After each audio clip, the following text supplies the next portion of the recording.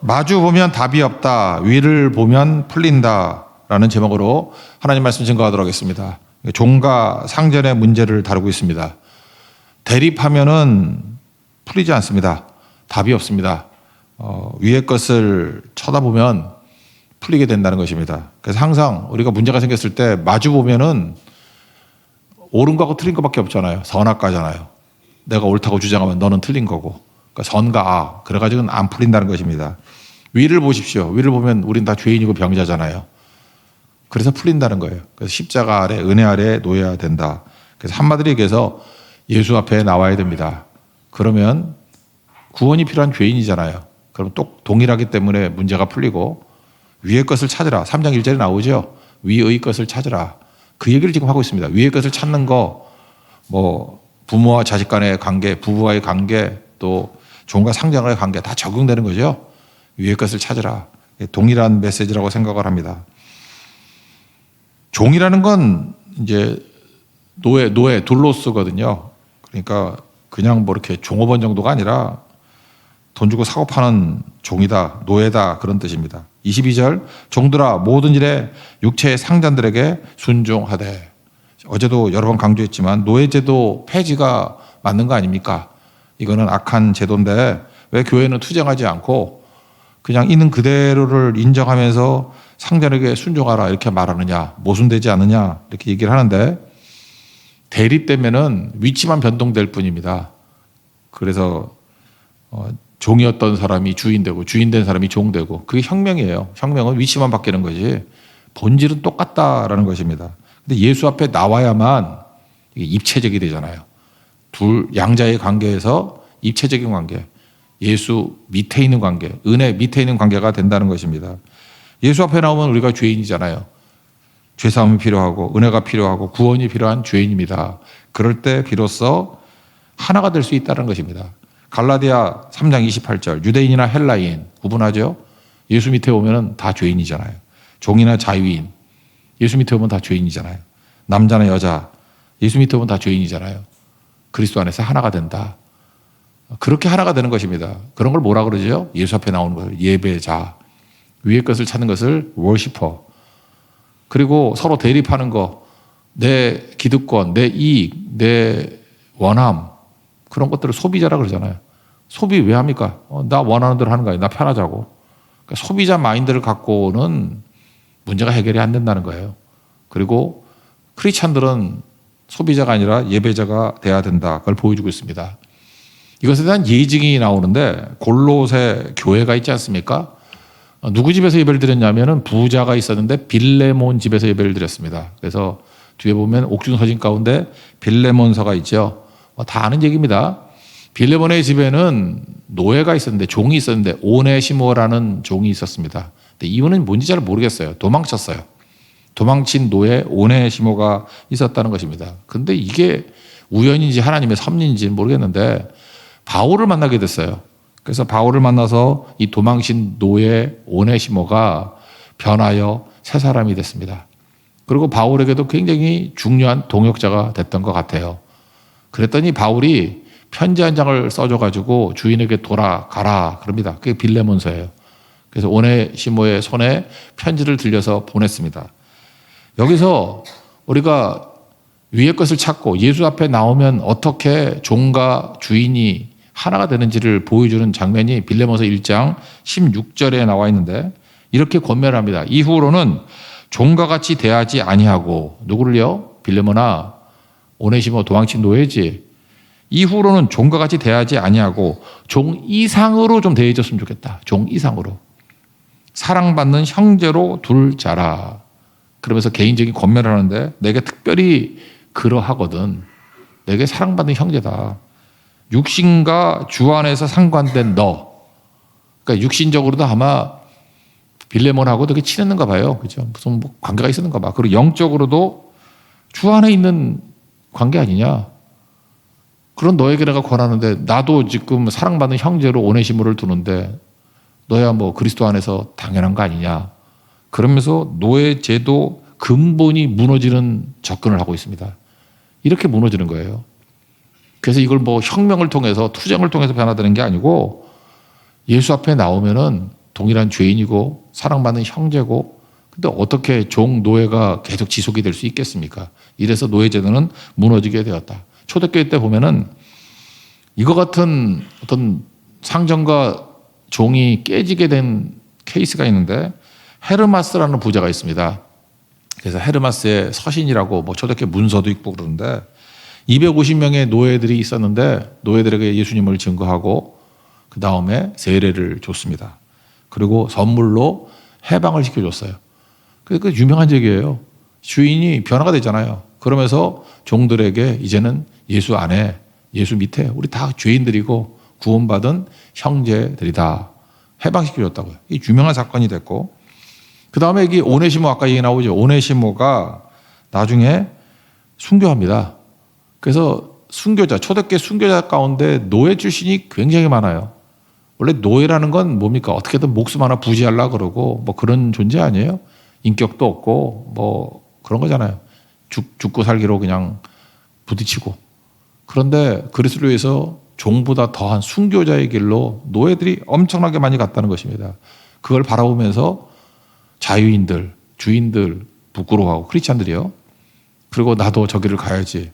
그런 일들이 서로 있었다는 것입니다. 그래서 그리스도의 복음이 들어가면요, 이혼론이 깨져버립니다. 여러분, 어떤 관계 속에서 내가 옳고 너는 틀리고, 나는 순종이고 너는 잡종이고, 이렇게 대립되는 모든 거에는 하나님의 복음이 없는 거예요. 복음 안에서는 다 입체적이 돼버린다. 그 밑에 있는 거예요. 그래서 하나가 되는 것입니다. 묘하죠? 우리 부부지간에도 대립이 되는 경우 있죠. 뭐 서로 남자는 남자 주장하고 여자는 여자 주장하고, 그 절대로 가정에 하나가 되지 못합니다. 그런데 그리스도 아래 있는 가정, 그리스도 안에 있는 가정, 위의 것을 찾잖아요. 예수님 찾으니까 예수님 안에서는 다 부족하고 연약하고 병자고 죄인이잖아요. 그래서 부부가 더 하나가 되고 풍성해지는 것입니다. 우리 주인과 상정과 종들도 똑같은 얘기라는 거예요. 위의 것을 찾으라. 예수 앞에 나오라. 그러면 풀리게 된다라는 것입니다. 결국은 제도의 문제가 아니라는 거죠. 사람의 문제입니다. 사람이 언제 변화됩니까? 예수 앞에 나와야 변화된다는 거예요. 우리가 어떤 뭐 미끼 던져주고 이권 주고 그런다고 변화되는 건 아니고, 그건 일시적인 거고, 예수 앞에 나와야만, 위의 것을 찾아야만 사람이 변화됩니다. 제도의 문제가 아니라는 거예요. 사람의 문제지. 우리가 제도 얼마나 많이 바꿔봤습니까? 제도 갖고 되는 게 아니고 사람이라는 거예요. 사람이 중요하다는 것을 보여주는 거, 요즘에 홍콩 잘 안 가는데, 홍콩 여행 갈 때 옛날 사람이죠. 우리 한 번씩 코스가 있었는데, 그 홍콩 배우 중에 성룡이라고 있죠. 성룡 집에 자주 갔습니다. 성룡은 사실 많이 배우질 못했어요. 배우질 못해서 문맹이라 그러죠. 영어는 잘하는데, 말은 잘하는데 글을 몰라요. 그런 사람인데 원래 스턴트맨 출신입니다. 54년생입니다. 그러니까 뭐 그냥 만으로해서 빼버리면 71세 또는 뭐 그 정도 되겠죠. 54년생 그 정도 되시는 분인데, 초창기 때 스턴트맨을 했다고. 뭐 얼굴은 잘생겼잖아요. 근데 스턴트맨 하다 보니까 자기를 도와주는 보조 연기자가 2명이 있었대요. 근데 우리 하나로 바꿀 때 뭐 큰 돈은 아니고 180만 원 받았답니다. 영화 한 편을 찍고 조금 받은 거죠. 그러면 자기가 스턴트맨이고 자기를 보조해주는 2사람이 있다 그러면 180명 어떻게 나눌까요? 제가 한번 보통 사람으로 생각 한번 나눠봐서요. 내가 주역이니까 내가 100만 원, 2사람 40만 원, 40만 원. 그러면 꽤 괜찮은 사람이죠. 정말 나쁜 놈이라 그러면 지가 140만 원 갖고 20만 원, 20만 원. 더 노랭이 같은 놈이라 그러면 지가 160만 원 받고 10만 원, 10만 원. 뭐 그런 사람도 있겠죠. 없진 않겠죠. 그런데 놀라운 일이 뭐냐 하면은 60만 원, 60만 원, 60만 원씩 나눠 가졌대요. 그게 벌써 45년이 지난 일인데, 아직도 그 스턴트만 할 때 보조 연기했던 2사람이 아직도 이거를 간증하고 다녀요. 성령이 어려울 때 처음에 우리 깜짝 놀랐다고. 180만 원 받았는데 10만 원, 20만 원 줄 줄 알았는데 똑같이 60만 원, 60만 원, 60만 원 나눠 가졌다. 보통 사람 아니다. 인격자다. 사람의 문제죠. 그래서 성령 주변에는 사람이 계속 모여듭니다. 영화 배우일 뿐만 아니라 감독도 하는데, 그 영화 찍는데 돈이 별로 안 들었대요. 도와주는 사람이 하도 많아가지고. 지금도 성령 70세가 넘었는데도 성령 집에 가면 그 올드 팬들 있죠. 예, 꽃 갖다 놓고 가고 그런데요. 왜요? 연기력에서도 가마를 줬지만 그의 사람됨, 거기서 힘을 주게 됐다는 거예요. 그러니까 성령은 대립으로 보지 않았습니다. 똑같은 연기 잘하는 거예요. 더 위의 것을 찾는 개념. 그죠? 이 사람이 크리스찬인지는 모르겠지만 하여튼 그러니까 사람이 더 높은 가치를 추구하니까 항상 화합이 되고 하나 되고 그래서 사람들에게 감동을 주더라는 것입니다. 이게 중요한 거예요. 우리 크리스찬들은 예수님 밑에 있잖아요. 위의 것을 바라보는 존재 아닙니까? 예수 앞에 나온 존재들 아니에요. 그래서 서로 상대를 쳐다보고 뭘 하지 마십시오. 내가 나이가 많은데, 내가 선배인데, 내가 기득권이 있는데. 그러면 이원론입니다. 이게 선악과 인생이에요. 무너지는데 예수 앞에 나오고 위의 것을 찾는 그때만이 사람이 변화가 됩니다. 우리 사람의 문제는 십자가 아래, 은혜 아래 있을 때 사람 변화된다는 거예요. 우리 십자가 아래 있는 예수 앞에 나온 위의 것을 찾는 인생 되는 축복이 임하기를 바랍니다. 그래서 똑같이 상전들도 똑같은 얘기죠. 4장 1절 보세요. 상전들아, 뒤에 보세요. 하늘에 상전이 계심을 알지어다. 상전들도 똑같은 거죠. 종뿐만 아니라 너 진짜 상전이 위에 계시잖아. 입체적으로 봐. 위의 것을 찾으라. 너는 그 밑에 있는 종일 뿐이야. 그럴 때 문제가 해결된다는 것입니다. 언제나 우리 위에 계신 분을 바라보십시오. 부모님들 뭐 자녀들 속속이고 하면은 그때 그렇게 얘기해요. 너하고 나 다 예수님 밑에 있는 존재다. 예수님께 구하자. 예수님께 기도하고. 그리고 내가 예수님께 순종하는 모습을 보이면 상대도 똑같은 모습으로 순종하는 모습으로 나올 수 있다는 것입니다. 근데 내가 너에게 말하노니 나는 옳고 너는 틀렸다 그러면 뭐 부모와 자식 간에도 갈등이 일어날 수밖에 없겠죠. 이 지혜를 배울 수 있는 하나님의 종 되기를 바랍니다. 두 번째는 사람의 문제가 이제는 태도의 문제가 있다는 것입니다. 이렇게 예수 앞에 나온 인생, 위의 것을 찾는 인생은 어떻게 살아야 되냐? 그 주님 앞에 살잖아요. 그래서 죽게 하듯 하라. 여기서 태도가 나오는 겁니다. 22 후반부 23절에 나오는데 23절을 보시면 무슨 일을 하든지 마음을 다하여 죽게 하듯 하고 사람에게 하듯 하지 말라. 죽게 하듯 하라. 여러분이 최선이 안 될 때가 언제입니까? 의심할 때 최선 다 못하고요. 두려워할 때 사람이 마비돼 버려요. 뒤집어 얘기하면 최선을 다할 때는 언제죠? 믿음이 생길 때, 사랑할 때, 두려움에 받는 말이 사랑이니까. 사랑할 때 최선 다할 수 있고요. 믿을 때 최선을 다할 수 있다는 것입니다. 그래서 결국은 죽게 하듯 하지 못하는 이유가 뭐냐면 믿음이 없기 때문에 그래요. 믿음. 여러분 이 시대가 정말 믿음의 위기 시대입니다. 뭐 보통도 잘 몰라요. 한번 어려움 당해보면 그 믿음이 어디 있느냐 예수님 맨날 물었잖아요. 풍랑 일 때 막 두려워하고 하니까 니네 믿음이 어디 있냐. 믿음이 적은 자들아. 믿음이 어디 있니? 믿음은 뒀다 뭐 하려고 그러니? 믿음이 액세서리냐? 사용 안 해? 그래서 믿음이 사용할 기회라고 생각하세요. 어려움들을. 믿음을 사용해야죠. 근데 믿음이 없잖아요. 여러분 이 시대는요. 이 믿음 없는 시대. 그러니까 믿음이 없으니까 이성주의 시대라고 그러죠. 이성만 믿고 살아요. 이성. 근데 이성이 얼마나 한심한 거냐면 경험한 거, 과학적으로 객관적으로 증명된 것만 믿겠다. 이 말이 됩니까? 한번 보세요. 경험한 거. 우리의 경험이라는 게 얼마나 좁습니까? 안 그래요? 한 사람의 경험이 뭐 얼마나 경험을 해? 자기 경험한 것만 믿겠다 그러면 세상에 1%도 믿지 않겠다. 그런 얘기가 똑같은 거고. 과학적으로 증명된 거. 이거 뉴턴 역학이라니까요. 이제까지 과학이라고 그랬던 것은 지금까지의 진리예요. 15세기 때 과학이라고 그러면 15세까지 진리잖아. 근데 지금 한 500년, 600년 지나고 나니까 다 엉터리죠. 그게 뭔 과학이야. 그리스 시대 때 과학이 뭐였어요? 뭐 세상은 뭐 네 가지 물질로 이랬다면 물 같은 흙과 공기와 뭐 말이 돼 그게 말이? 꼬마 애 같은 얘기 하고 있죠. 근데 그때는 석학이 하는 얘기예요. 석학이 하는 얘기. 그때까지 진리라고. 그러니까 지금도 마찬가지죠. 과학적으로 증명된 것만 믿겠다. 이거는 지금까지 증명된 것이 진리라는 것을 믿는 믿음이에요. 그런 거죠. 내 판단이 옳다라고 생각하는 믿음이라고. 그러니까 그것도 증명된 게 아니에요. 그냥 믿는 거라고 믿는 거. 자기 전제가 옳다는 것을 믿을 뿐이에요. 내가 왜 옳아? 내 전제가 옳다는 걸 믿을 뿐이에요. 그것도 일종의 신앙이지. 내가 본 것이 옳다는 것을 믿는 거. 그러면 나는 어떻게 믿느냐? 그러면 또 내가 이렇게 생각하니까 믿고. 그 데카르트하고 똑같은 거죠. 나는 생각한다, 고로 나는 존재한다. 똑같은 거예요. 그 환원론이라고 그러잖아. 돌고 도는 거 도는 거라고. 아침부터 골치 아픈 얘기 그만할게요. 그러니까 결국은 경험은 한계가 있고 쥐꼬리만 지식인데 그걸 믿겠다고 하는 것 자체가 엄청난 믿음이라고. 그걸 어떻게 믿어? 근데 하나님께서 우리에게 성령을 보내주셔서 에베소서 2장 8절과 같이 믿음은 너에게서 난 것이 아니고 하나님의 선물이라고. 어느 순간 믿어져요. 참 묘하죠?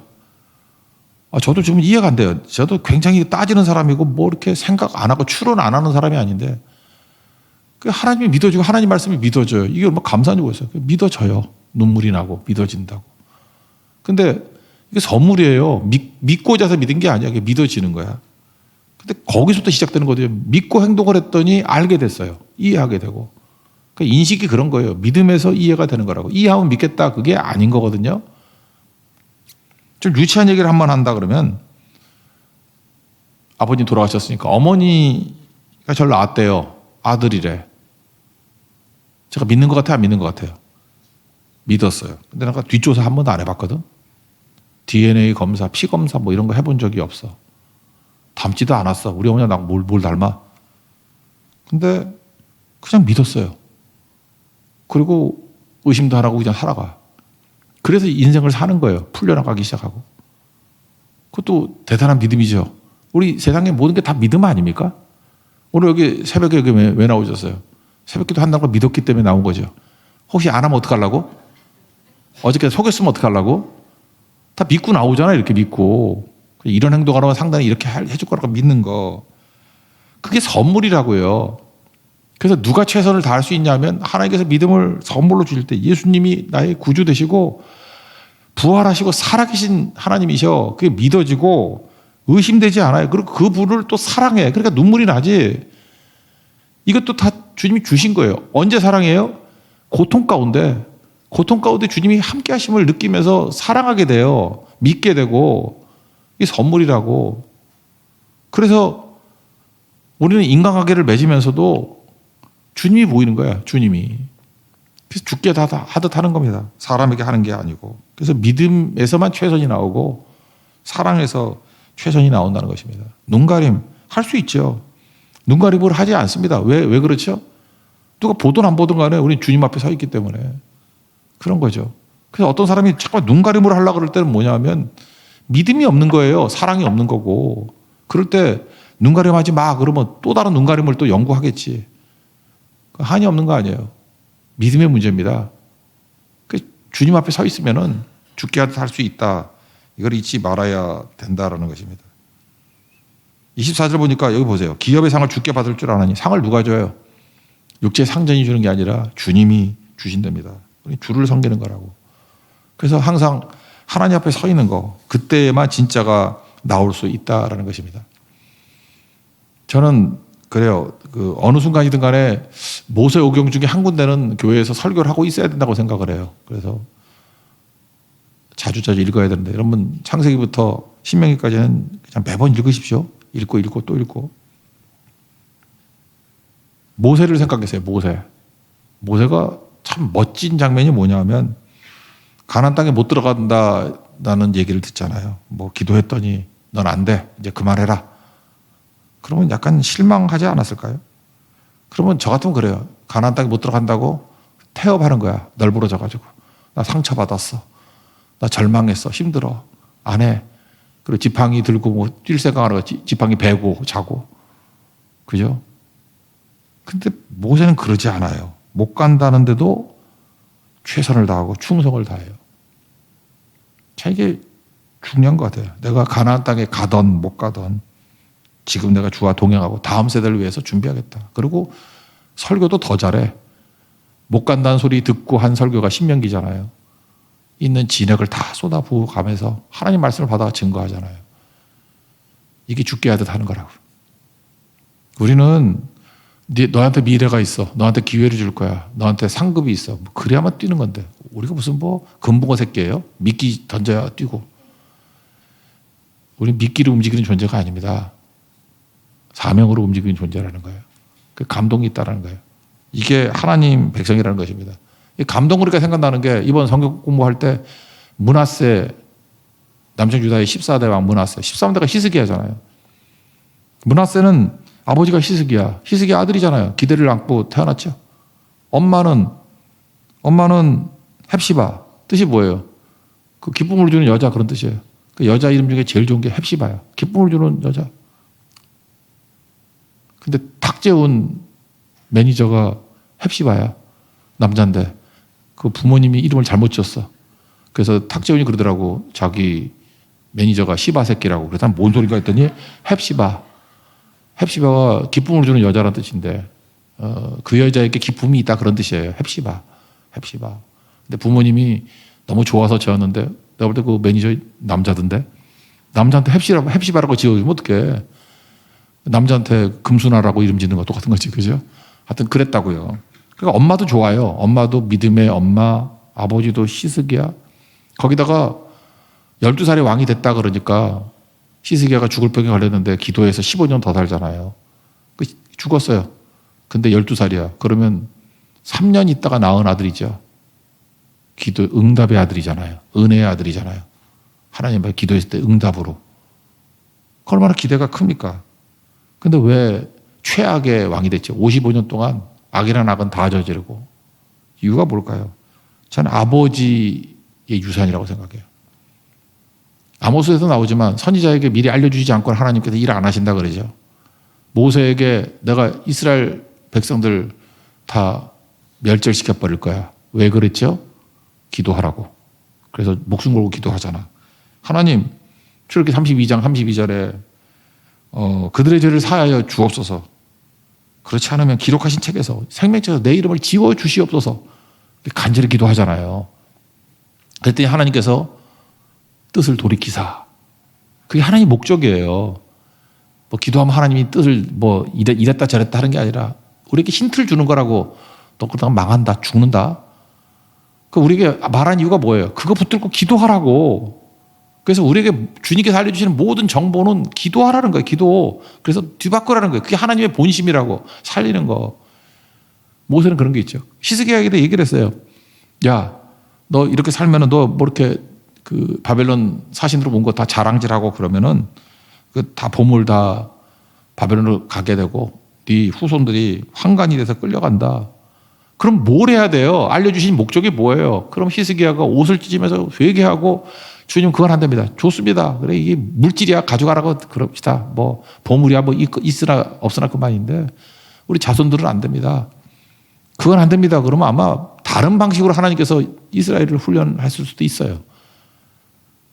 근데 이 정신 나간 친구가 하나님의 말씀이 선하대요. 선하다. 토부 좋다요. very good.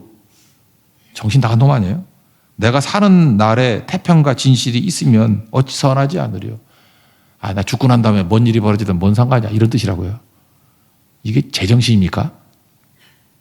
우리도 마찬가지예요. 나한테만 문제가 없으면 아무런 문제가 없고 선한 것이다. 그거 히스기야입니다. 감동이 없잖아요. 사명도 없고.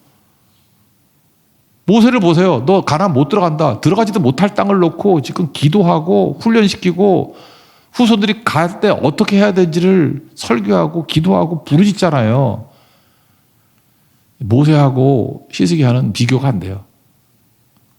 감이 안 돼, 감이. 히스기야는. 그래서 망한 거죠. 우리에게도 하나님께서 우리에게 보여주시는 것들 답답하고 절망이 보이고 아픔이 보이고 자꾸 눈물이 나고 그럴 땐 도망치라는 게 아니고요. 그거 붙들고 중보기도 하라는 거예요. 그거 붙들고 일으키라고.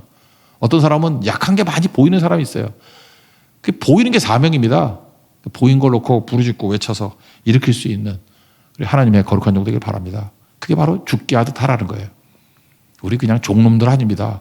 하나님의 사명을 받은 자이기 때문에 현장에 있는 사람이 제일 잘 보여요. 내가 보니까 여기 전도사님 계시는데 전도사 때 교회 문제가 제일 잘 보여. 막 신출나기들 풋내기의 능력이 있거든. 제일 잘 보여. 막 의욕도 넘치고 아유 저걸 설교라고 하냐. 내가 하면 뒤집어 엎는다. 뭐 그런 느낌이 들 때가 전도사 1학년 때야. 1학년 때 제일 교만하거든. 그때 해야 될 일이 뭐냐 하면 그 문제들을 적어놓고 기도하고 계산하는 거예요. 그게 풋내기 시각을 가지고. 그게 은혜죠. 죽게 하듯 살아가 그런 뜻이라고. 많이 보이십니까? 기도하십시오. 많이 보이십니까? 변화시키기 위해서 발버둥 치십시오. 하나님께서 그걸 위해서 우리를 부르셨다라는 것입니다. 죽게 하듯 하라. 우리의 태도가 될 때 하나님의 축복과 은혜를 부어 주실 것입니다. 예수 앞에 나오십시오. 사람의 문제입니다.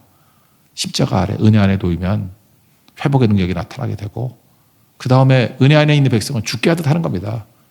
코람데오, 고신대 교훈이던데 코람데오. 우리 교훈에는 뭐 5가지가 있는데 예배자가 되라는 없더라고. 성자가 되라, 뭐가 되라. 5가지 하니까 못 외우겠어. 근데 고신대는 딱 하나야. 코람데오, in the face of God. 하나님 앞에서, 라틴어거든요. 하나님 앞에 서 있을 때 능력의 종이 될 수 있다는 것입니다. 우리 예수 안에 사는 믿음의 종 되기를 축원합니다. 자리에서 일어나겠습니다. 예수로 사는 인생 찬양하겠습니다.